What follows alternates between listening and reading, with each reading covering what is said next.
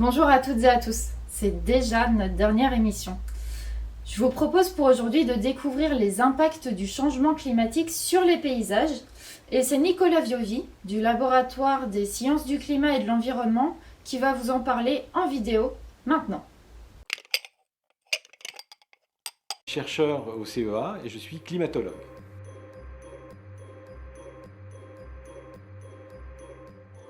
Grâce à un réseau mondial de stations météorologiques, on peut suivre l'évolution des températures à l'échelle du globe depuis près d'un siècle. Mais même avant cette période instrumentale, il est possible d'avoir une bonne idée de la température du globe en analysant les glaces des calottes polaires. En effet, la composition chimique des glaces indique la température qu'il faisait quand celles-ci se sont formées. Et les 3000 mètres de glace ainsi accumulés nous donnent la mémoire du climat sur près d'1 million d'années. Si l'on observe sur ce dernier million d'années les variations du climat, qui correspondent en particulier à des cycles réguliers entre des périodes froides et des périodes chaudes, les températures actuelles dépassent déjà les périodes les plus chaudes. De plus, les variations naturelles du climat sont lentes et se produisent sur plusieurs dizaines de milliers d'années. Or, l'augmentation actuelle de la température du globe est extrêmement brutale puisqu'elle se fait sentir sur quelques dizaines d'années. C'est un grand savant, Arrhenius, qui il y a près d'un siècle a montré que certains gaz, dont le dioxyde de carbone, le CO2, avaient la propriété de piéger l'énergie émise par la surface de la Terre sous forme de rayonnement infrarouge, exactement comme une vitre, réchauffant ainsi l'atmosphère, comme on le constate dans une serre. Or, l'on sait que la combustion des énergies fossiles émet de grandes quantités de CO2. Là encore, un réseau mondial de capteurs et d'échantillons d'air analysés en laboratoire permettent de mesurer son évolution dans l'atmosphère depuis 50 ans. Et les bulles de gaz piégées dans la glace permettent de connaître la composition de l'atmosphère passée. On atteint aujourd'hui des valeurs de CO2 dans l'atmosphère inégalées depuis des millions d'années, avec une augmentation très rapide.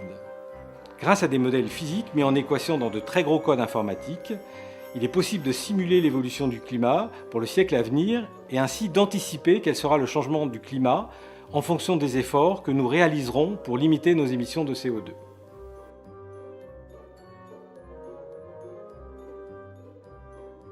Le changement climatique va avoir de nombreuses conséquences sur le paysage. Tout d'abord, le niveau des océans va monter, modifiant les zones côtières.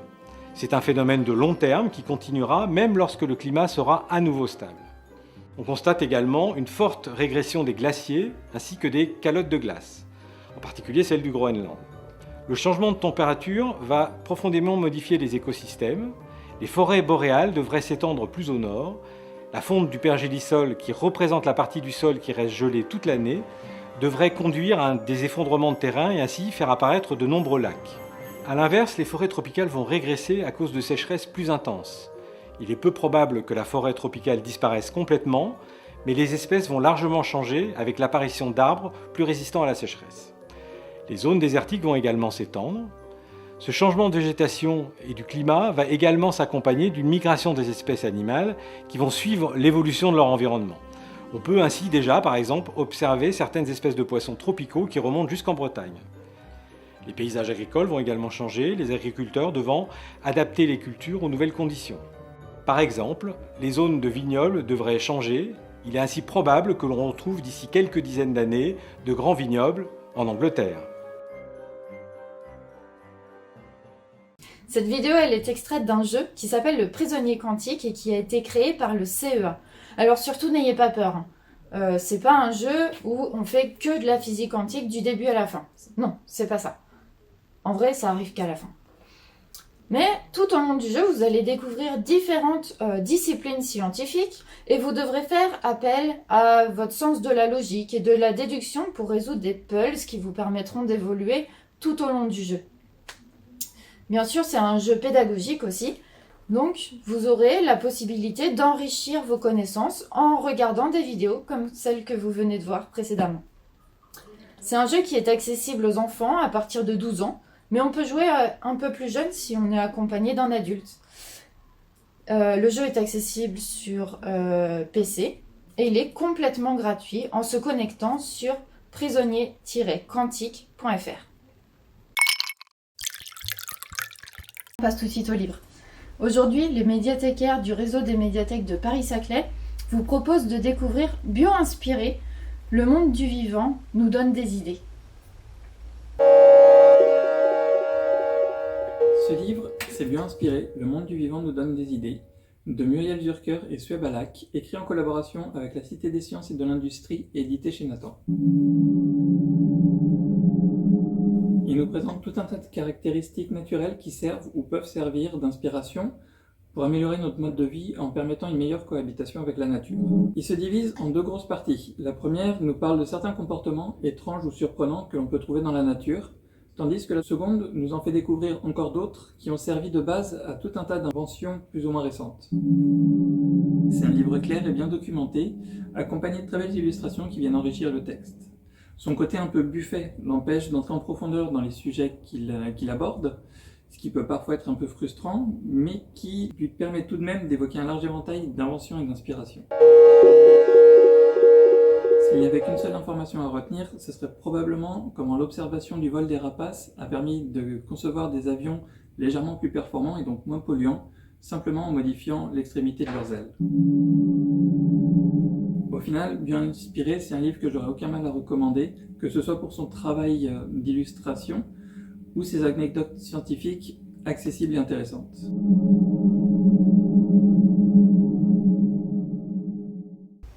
Et c'est le moment de notre dernière expérience, et pour celle-ci, nous souhaitions vous proposer d'enfermer un nuage dans une bouteille.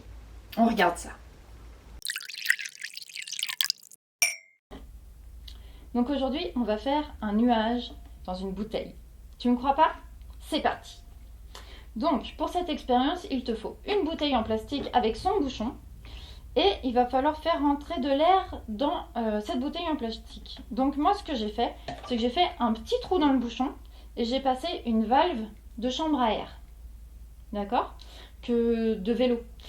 Si t'as pas de chambre à air crevée, ce serait bête d'en casser une juste pour l'expérience. N'hésite pas à aller voir des gens qui réparent des vélos. Souvent, ils ont des chambres à air qui sont crevées. Donc, n'hésite pas à aller dans un atelier pour en récupérer une. Une fois que tu as fait ce petit montage-là, donc non, ce qu'il te faut d'autre, c'est de l'eau, des allumettes. Si tu n'en as jamais utilisé, tu demanderas l'aide d'un adulte pour ne pas te brûler. Et donc une pompe à air. Donc je vais mettre un petit peu d'eau dans ma bouteille. Voilà. Je vais craquer une allumette. Et je vais l'allumer. Je vais tout de suite l'éteindre. Et je vais la mettre dans ma bouteille pour qu'elle fasse de la fumée dans la bouteille. Donc il faudra que je referme très très vite ma bouteille.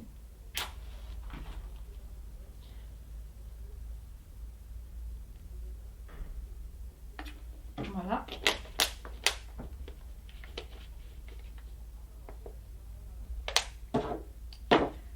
Et donc ensuite,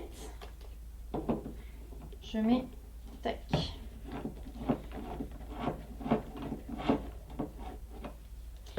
Ma pompe et je vais pouvoir pomper.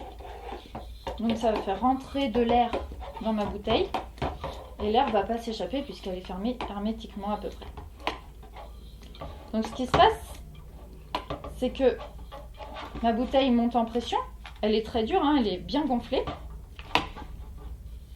Et donc, je vais l'ouvrir très vite et on va voir ce qui se passe. Alors regardez. Est-ce que vous voyez?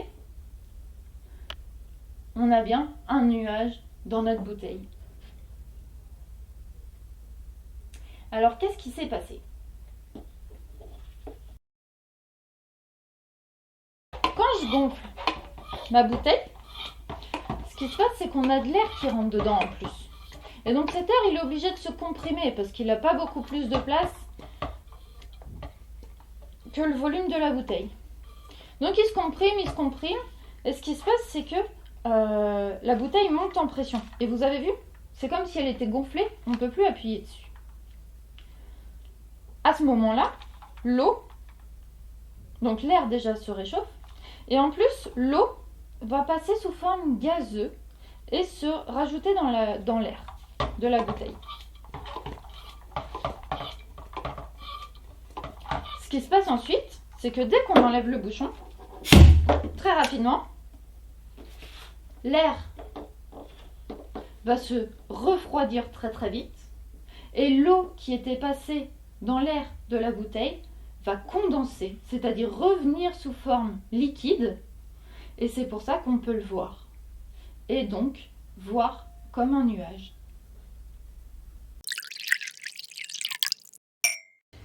Voilà, c'est maintenant que se termine notre dernière émission. Alors j'espère que vous avez passé un bon moment et une bonne fête de la science en notre compagnie, que vous avez apprécié découvrir les scientifiques, les différents projets, les livres du prix du livre scientifique et bien sûr que vous vous êtes amusés avec les défis qu'on vous a proposés et les petites expériences.